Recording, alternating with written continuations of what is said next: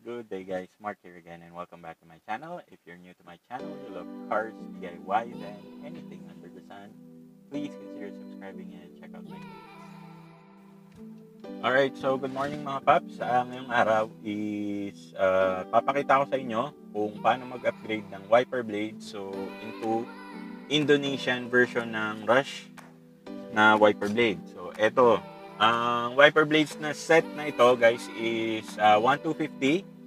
Tapos tatlong blades na po yung kasama nito, yung driver, passenger, and yung rear wiper blades. So, actually nabuksan ko na to and yung likod napalitan ko na. So etong dalawa sa harap is hindi pa. Ngayon papakita ko sa inyo kung paano siya palitan and ano yung differences nung dalawa. Kasi ang sabi ng mga kaibigan nating mga Indonesian is parang maliit daw yung wiper blade specifically dun sa passenger side. So hindi ko alam kung bakit, pero siguro depende sa country kung doon nakadepende siguro yung wiper blade size. So kanina sinukat ko, ang wiper blade ng passenger side is medyo mahaba, siguro mahaba ng 1 inch, pero yung sa driver side is maigsi naman siya ng 1 inch. So sige, palitan natin and ipapakita ko sa inyo yung difference guys.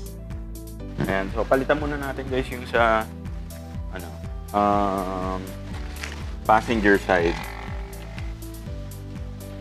So ang passenger side is ito. Bulsa muna natin yung plastic. So clearly, meron na agad visible difference guys sa haba. Okay? So, huwag na natin iangat. Total, may video naman tayo nung pagpalit na ito. Ilalagay ko na lang yung link sa description section sa baba. So yung likod guys, napalitan na natin kanina. Hindi ko lang na-videohan. So bago natin ikabit, ito guys yung difference. So ito yung stock, ito yung ating Indonesia na wiper blades. So yes, mahaba nga ng 1 inch guys.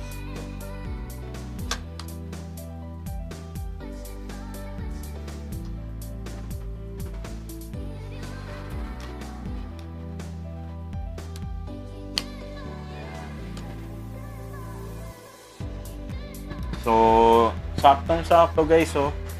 Kumbaga sagad na sagad siya.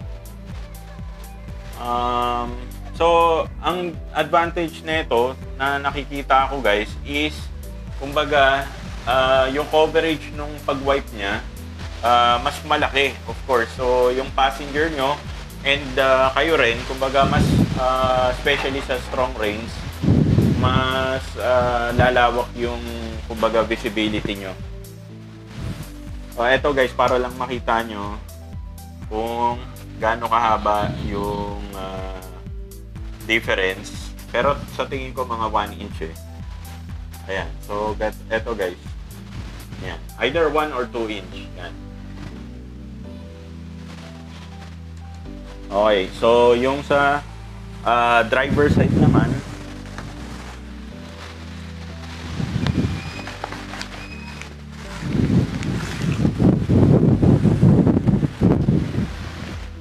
so yung driver side guys, kanina nilapat ko siya. Maigsi siguro ng 1 inch to guys. So hindi ko alam tingnan natin. Ipapatong natin. So yes, maigsi nga guys. Yan. So palitan na rin natin. Yung wiper blades natin ay 6 months old na to. Kaya gusto ko na rin palitan kasi Magla-La Nina na guys, di ba? Or La Nina na pala, sorry. And syempre gusto natin na yung visibility ng ating nakikita is malinaw. So ito yung ating stock at ito po yung ating Japan na wiper blade.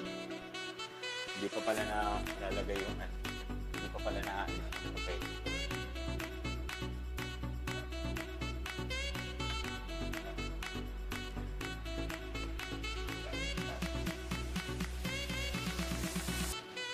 So ito guys yung ito yung ating stock sa driver side. Lalagyan natin, tatabi lang natin to, diba? Just in case.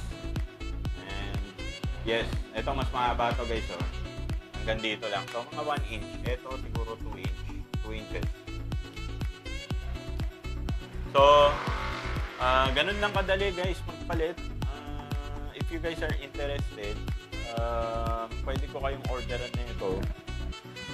1,250 lang naman for 3 pieces na ng wiper.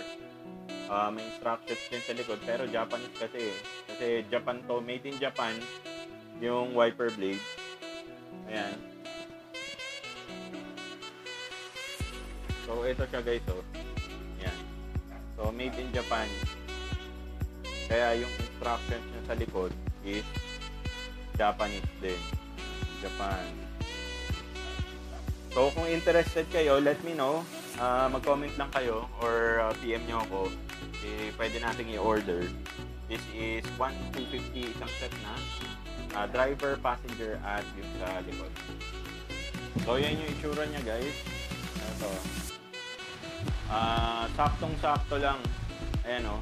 Dulo-dulo. See? Actually kung stock ng Philippines yun dito, I think sakto lang din eh. Siguro one finger yung pagitan nila. Pero okay na rin kasi napalit na lahat para sabay-sabay din yung replacement o yung wear and tear nila sabay.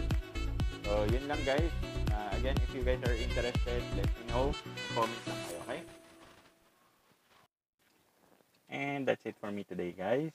Sana nagustuhan nyo yung ating DIY video for today. If you did, please give this video a thumbs up. At kung hindi pa po kayo nakasubscribe, hit nyo na po yung subscribe button kasi po 80% po ng nanonood ng ating mga vlogs ay hindi pa po nag-subscribe, and I would greatly appreciate it kung hit nyo po yung subscribe button para mas dumami pa po tayo at marami pa po tayong matulungan. So again, Mark nga pala ulit, and kung kailangan nyo po yung parts, accessories ng sasakyan, please do visit my Shopee store. Link po sa description section sa baba. And if you have any questions or suggestions or requests, lagay nyo lang po or utilize nyo lang po yung comment section sa baba. Again, thank you so much sa pagsama sa akin today, and hope to see you guys on our next video.